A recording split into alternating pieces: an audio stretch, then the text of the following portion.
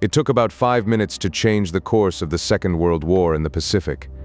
5 minutes in which the most powerful fleet on Earth lost almost everything. This is how a broken code, a doomed squadron, and 5 minutes of pure chance sank 4 aircraft carriers in a single morning. For 6 months, the Japanese Navy had not lost a single major battle.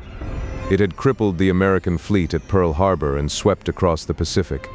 And then, in one morning, near a tiny island called Midway, all of that ended. There was another reason Japan wanted this fight. In April, a handful of American bombers had done the unthinkable and struck Tokyo itself. The raid did little damage, but it stung Japanese pride and convinced them to push their defenses further out to sea.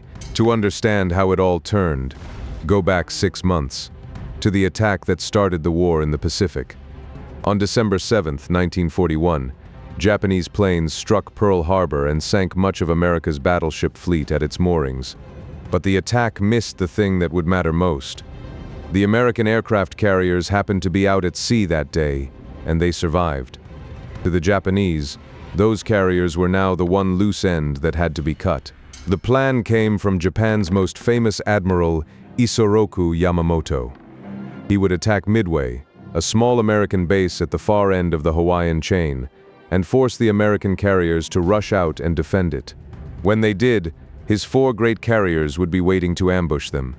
It was a clever trap, but Yamamoto's plan was also huge and overcomplicated, with fleets scattered across hundreds of miles of ocean, including a whole diversion far to the north. It looked overwhelming on a map, but spread so thin, none of those scattered forces could help the 4 carriers when the crisis came. And Japan had also lost the one thing the whole plan depended on. Surprise. In a windowless basement at Pearl Harbor, a team of American codebreakers had been quietly reading pieces of the Japanese Navy's secret radio code. They knew a huge operation was coming. They just did not know where. The Japanese messages kept naming the target by a code name: AF. The codebreakers were sure AF meant Midway. Their superiors were not convinced, so they set a trap of their own, with a single clever lie. They had the base at Midway send an ordinary radio message, in plain English, saying its fresh water plant had broken down. Then they waited. A day later, they caught a Japanese message reporting that AF was short of water. That was the proof. AF was Midway. Now the Americans knew exactly where the Japanese fleet was going, and roughly when it would arrive. The ambushers were about to be ambushed, but knowing was not the same as winning. On paper, Japan still held the stronger hand. 4 large fleet carriers, crewed by the most experienced naval pilots in the world, fresh from 6 months of unbroken victory. The Americans had only 3 carriers, and one of them, the Yorktown, had been badly damaged in a battle a month before. It should have needed months of repair. The shipyard at Pearl Harbor patched it up in 72 hours. The 2 fleets converged on the empty ocean around Midway. The Japanese, confident and unsuspecting. The Americans hidden over the horizon, waiting to strike first. On the morning of June 4, 1942, the trap sprang. It began the way Japan expected. At dawn, the 4 carriers launched a strike against the island of Midway itself, softening it up for invasion. Their planes bombed the base and turned for home. But Midway's defenders had scrambled their aircraft in time. Wave after wave of American planes flew out from the island and attacked the Japanese carriers. Almost none of them scored a hit.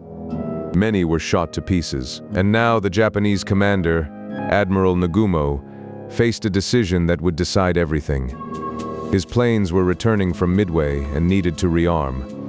But the island was not yet beaten. Should he send a second strike? He ordered his reserve planes armed with bombs to hit the island again. Then, in the middle of that, a scout plane radioed something that froze him. It had spotted American warships, and among them, a carrier. This changed everything. Enemy carriers meant Nagumo had to attack ships, not the island. So he gave the fatal order. Stop. Take the bombs back off.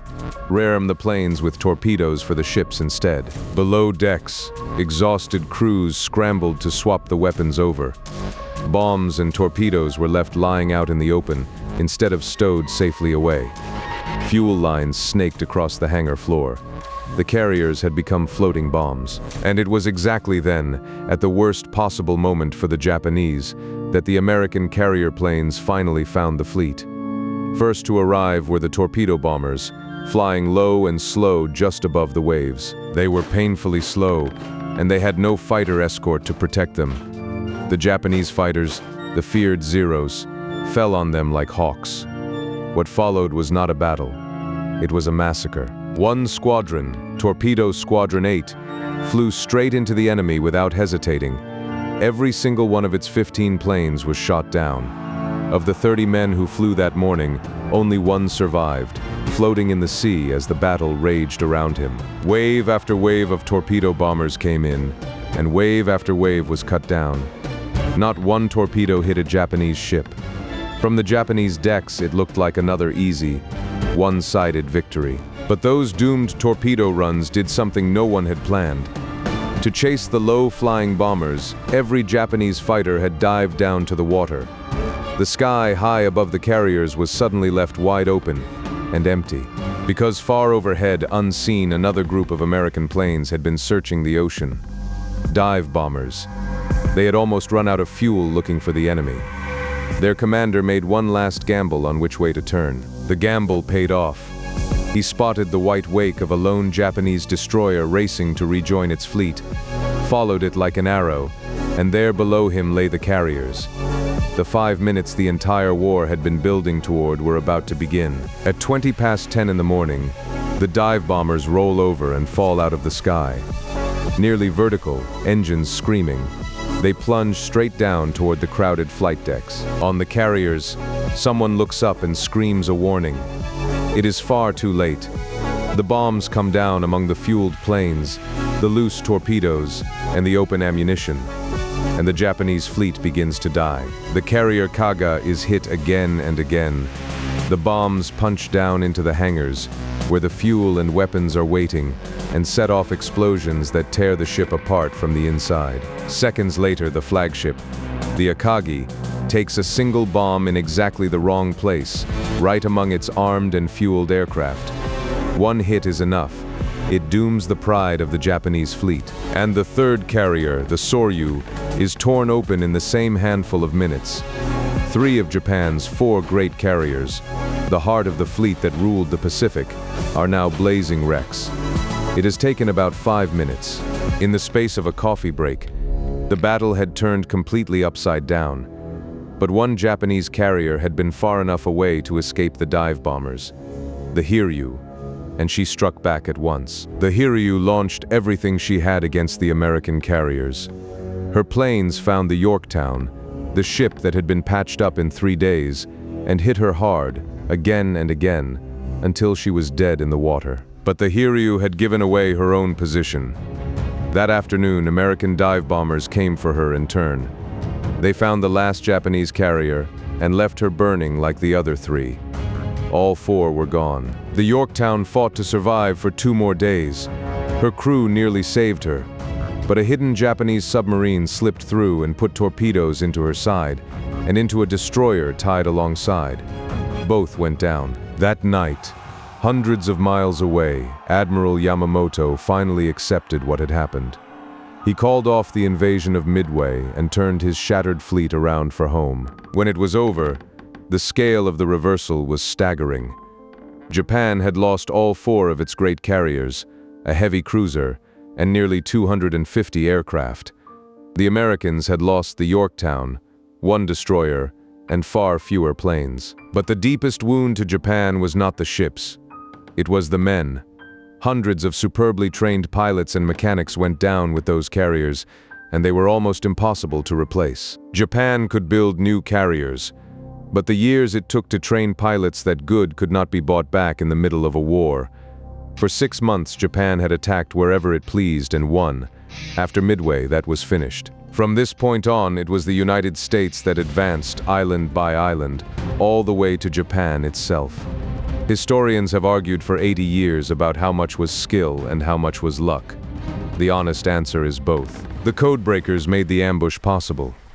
The doomed torpedo crews who hit nothing and died in droves pulled the enemy fighters down and cleared the sky. And the dive bombers arrived in the one narrow window when it could all come together. Take away any one of those pieces, and the story ends differently. That is what makes Midway so remarkable.